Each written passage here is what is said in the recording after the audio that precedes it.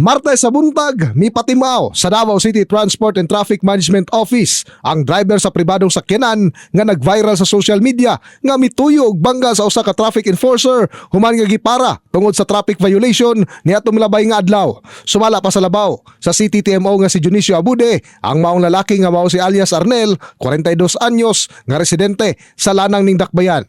Base sa investigasyon, unang gi-flag down ang sakyanan sa maong driver human nga mi counterflow o mi-shortcut sa usa ka gasolinahan sa Dalang Torres. Apan wala kini mihunong, busa gikukod sa traffic enforcer gamit ang motor. Sa ikaduhang flag down, wala matod paghihapon siya mihunong o gibanggaan ang traffic enforcer. Pakandak po ko karon og ocular inspection para makita nato kung na CCTV mo requesta sa management sa Burger King kinahanglan gyud dito og diri sa Shield og diri sa public safety.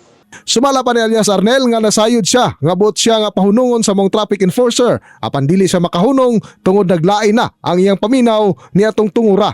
Kay gani sa akong ginaingon naanapoy kanang gibate sa akong sarili, medical emergency sa ako ang gibate, pero dili na siya rason nga moingon nga tama ra akong gihimo, pero para sa akong sarili sa balao dili ito siya tama, pero sa akong sarili mao to ang akong best way nga makuha na ko akong sarili.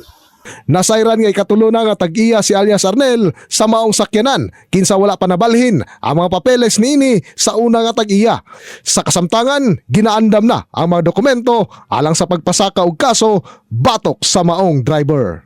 In the heart of changing lives, ako si Brigada Julius Pacot para sa 93.1 Brigada News FM Davao, the Music and News Authority.